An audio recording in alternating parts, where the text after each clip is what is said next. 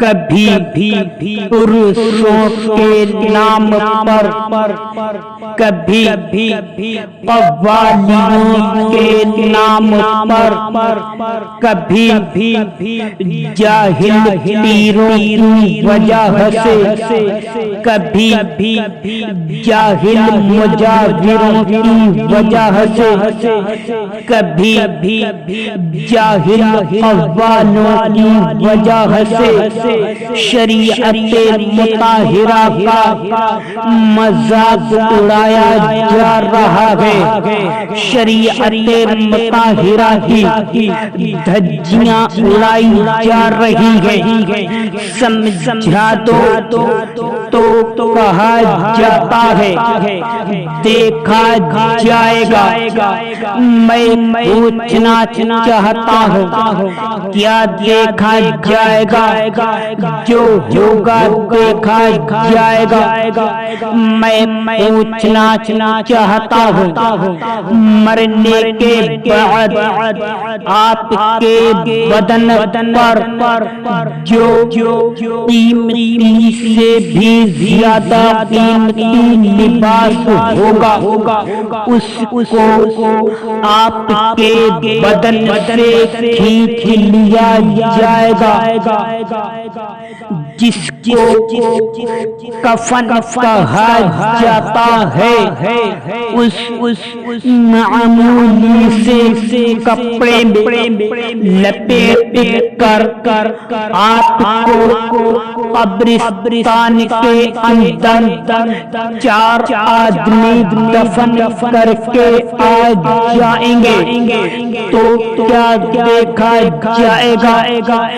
جب آپ کے بدن کیڑے مکوڑے سانپ اور بچھو نوچ کر کھا رہے ہوں گے، تو کیا دیکھا جائے گا؟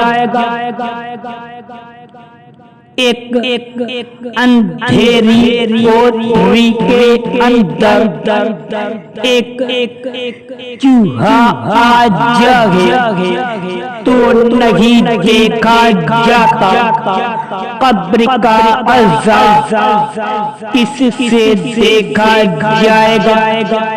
خدا نخواستہ ایمان برباد ہو گیا تو کیا دیکھا جائے گا؟ حضرات محترم، آج ہماری قوم نوجوان بیٹیاں بازاروں میں سیر و تفریح کرتی ہیں، ہم ان پردے کی تاکید نہیں کرتے۔ سمجھا تو کہا جاتا ہے دیکھا جائے گا۔ حضرات محترم، کل میدان محشر میں ایک عورت 4 مردوں کو جہنم میں لے کر جائے گی۔ اللہ اکبر! کتنے مردوں کو جہنم میں لے کر جائے گی؟ 4 مردوں کو، نمبر 1 اس کا باپ، نمبر 2 اس کا بھائی، نمبر 3 اس کا شوہر، نمبر 4 اس کا بیٹا۔ جب اس کو جہنم میں جانے کا حکم ہو چکا ہوگا تو یہ چیخ کر بولے گی مولا میں اکیلے نہیں جاؤں گی، کیونکہ جب میں چھوٹی بچی تھی میں سب سے زیادہ اپنے باپ سے ڈرا کرتی تھی، میں بے پردگی کرتی رہی، بے حیائی کرتی رہی، لیکن میرے باپ نے مجھے کبھی نہیں روکا۔ حضرات محترم، اب اس کو جہنم میں جانے کا حکم ہو چکا ہوگا، پھر یہ بولے گی مولا میں جہنم میں یوں ہی نہیں جاؤں گی، میرے بھائی کو بھی میرے ساتھ جہنم میں بھیج دے، کیونکہ جب میں جوان تھی میں اپنے باپ سے بھی زیادہ اپنے بھائی سے ڈرا کرتی تھی، میں غلط کرتی رہی، میں بے حیائی کرتی رہی، میں بے پردگی کرتی رہی، لیکن میرے بھائی نے بھی مجھے نہیں روکا۔ اب اس کو حکم ہو چکا ہوگا جہنم میں جانے کا، پھر یہ بولے گی مولا میں یوں ہی نہیں جاؤں گی، میرے شوہر کو بھی میرے ساتھ بھیج دینا، کیونکہ جب میں شادی کے بعد سسرال آئی تھی تو میں سب سے زیادہ اپنے شوہر سے ڈرا کرتی تھی، میں غلط کرتی رہی، بے پردگی کرتی رہی، میرے شوہر نے بھی مجھے نہیں روکا۔ اللہ اکبر، اب اس کو حکم ہو چکا ہوگا جہنم میں جانے کا، پھر یہ کہے گی مولا میں یوں ہی نہیں جاؤں گی، میرے بیٹے کو بھی میرے ساتھ بھیج دینا۔ اللہ اکبر، اب یہ کہے گی مولا جب میں آدھی عمر میں پہنچی تھی تو میں سب سے زیادہ اپنے بیٹے سے ڈرا کرتی تھی، میں غلط کرتی رہی، میں بے پردگی کرتی رہی، میں بے حیائی کرتی رہی، لیکن میرے بیٹے نے مجھے کبھی نہیں روکا۔ اللہ اکبر،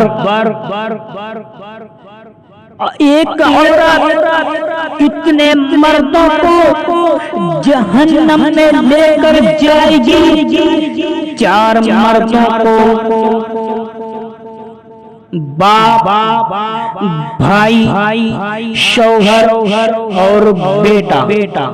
اللہ اکبر، اسی لیے ہم بولتے ہیں اپنی ماں اور بہنوں کو پردے کی تلقین کرو، خود بھی دیندار بناؤ، اپنے گھر والوں کو بھی دیندار بناؤ، خود بھی نمازی بنو، اپنے گھر والوں کو بھی نمازی بناؤ۔ اللہ اکبر، آج کے اس دور میں ہم لوگ جاہل پیروں، جاہل قوالوں، جاہل مجاوروں کے چکر میں پڑے ہوئے ہیں۔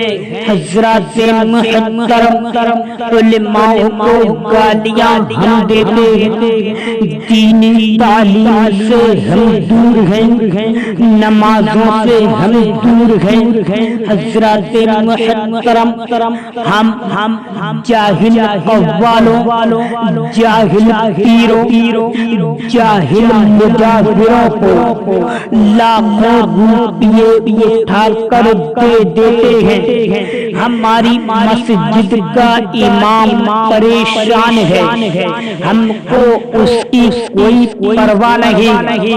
حضرات محترم، ہم جاہل قوالوں کو، جاہل پیروں اور جاہل مجاہروں کو لاکھوں روپیے اٹھا کر دے دیتے ہیں، لیکن ہمارے مدرسوں میں بچوں کے پڑھنے کے لیے کتابیں موجود نہیں ہیں، ہم کو اس کی کوئی پرواہ نہیں۔ اللہ اکبر!